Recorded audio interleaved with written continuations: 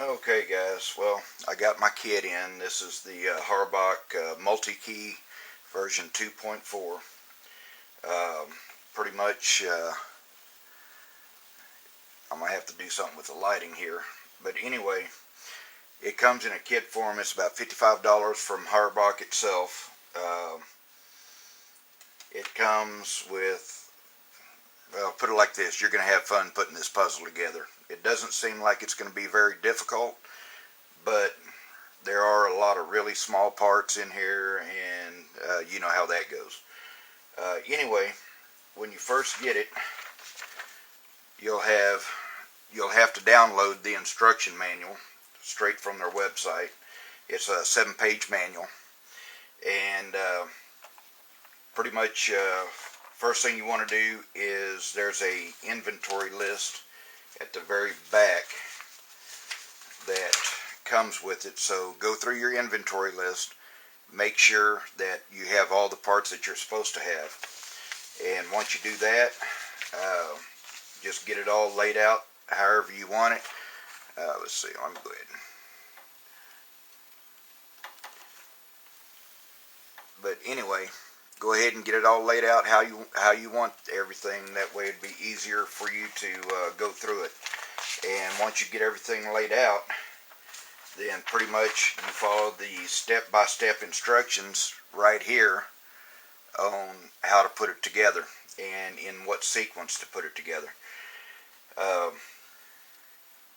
Pretty much I had to get this because of this old boat anchor Harris RF-102 Amplifier that I have, because there's no other way to key it using the modern day radios.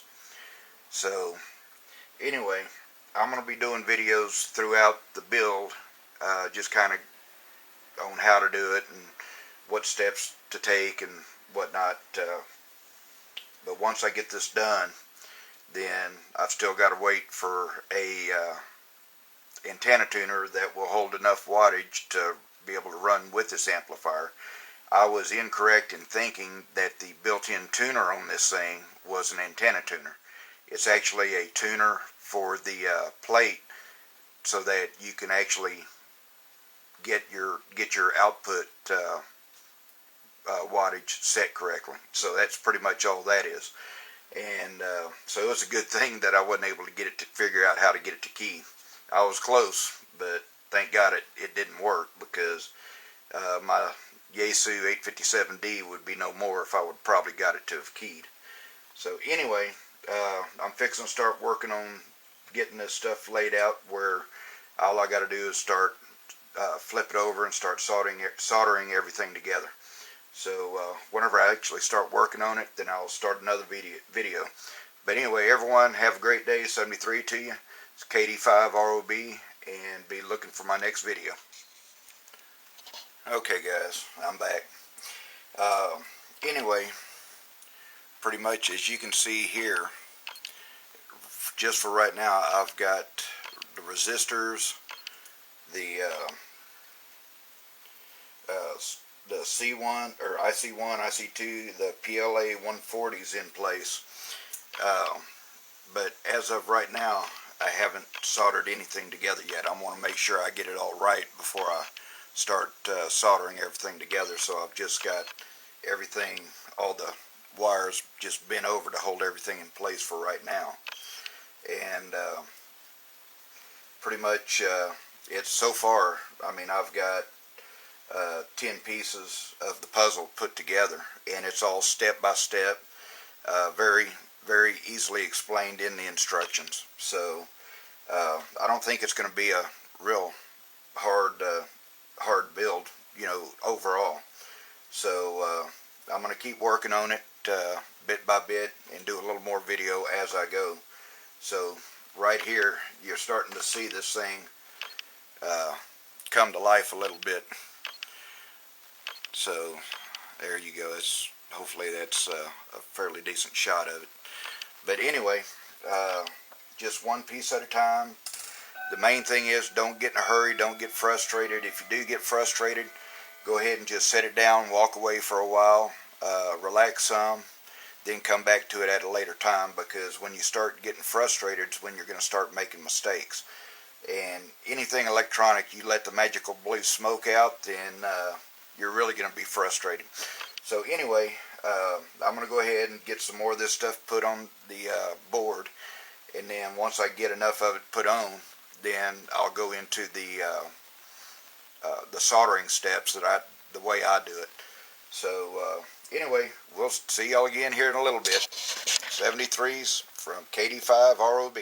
Alright guys, pretty much I went ahead and had to start doing the soldering on the back, because I got to a point to where every time I would try to do something, a piece would fall out, so I had no choice but to go ahead and start soldering. The main thing, especially when you're soldering boards like this, is it doesn't take a lot of solder. It just takes a little bit, because if you get too much, you may accidentally jump a connection on the board, or something like that. You know, you don't want to just take a chance on overdoing it. This is one of the few times that less is more. So, but anyway, as you can see here on the board, we've got about roughly a third of everything done, as far as the resistors. The 2 relays are installed. It's a slow process, but it's not bad. If I was to do this sitting here without trying to video and with everything getting in the way, I'd probably be able to complete this entire board in probably 30 minutes or less. So, but anyway, it's coming along slowly but surely. And another thing I did do is I went ahead on the faceplate. I went ahead and installed the 3 LEDs on here. And let's see, I might as well. Yeah, I'll just wait on the switch. I'm not, like I said, I'm not going to get in a rush. But anyway, here's the front faceplate, and here's the back faceplate. So this is going to turn out to be a really nice looking box by the time I'm done with it. They did a really good job of putting the circuits together and diagrams and instructions. So if any of you guys are trying to figure out a way to key something, or you can even use this to key up like an on-air light or some other gizmo that you may have sitting around your shack.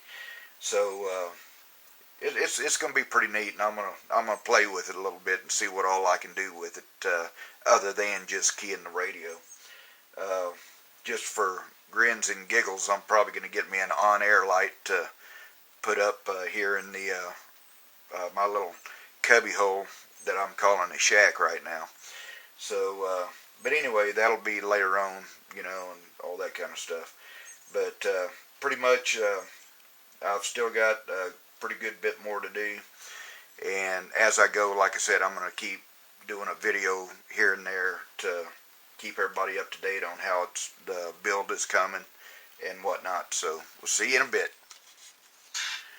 Okay guys, well, this didn't take as long as I thought it would take, but anyway, there's pretty much the completed board. The only things that are left to do as far as soldering onto the board are going to be the 3 LED leads, and this over here, which is actually going to the switch for the box itself. And I'm not the world's greatest solderer, I guess you could say. I'm not the best at it, but as you can see, it takes very, very little solder to, here, I'll turn it where a little bit more light hits it, but you can see that it don't take much solder at all to connect everything. So just make sure that whenever you're doing a project like this, or any project, that you're not using too much solder, you're not getting in too big of a rush. Like I said before, if you feel yourself starting to get irritated and agitated because something, you know, it's hard to do, or like with me, my hands aren't as steady as they used to be, and sometimes that starts irritating me. But when that happens, I just go ahead and set everything down, shut everything off. I'll go outside, get me something to drink, relax for a little while, watch a little TV, do whatever. And then I'll come back to it later so I don't mess anything up. So anyway, that's pretty much the completed board, other than the switch and the 3 LEDs, which that's very self-explanatory on that one. So anyway, this is it for right now, and I will be doing the rest of it as far as, I mean, the LEDs are pretty much self-explanatory. There's red and black wires on the LEDs. Right here where the LEDs actually go, it actually says black and red, so you know which side to put which wire on. And same thing with the switch. The switch has layouts of where each wire goes to the switch and to the PCB. So it's not going to be very difficult at all on that one either. Pretty much it's done. I just got the final little stuff and then put everything into the casing, and once I do that, then I'll once I get ready to do that, then I'll go ahead and do another video, the final video, and if it's not too long, I'll put them all together into one video and go from there. So 73s to everybody, and yeah, I just caught myself. Everybody I know on the radio says 73s. It's supposed to be 73, and or 73.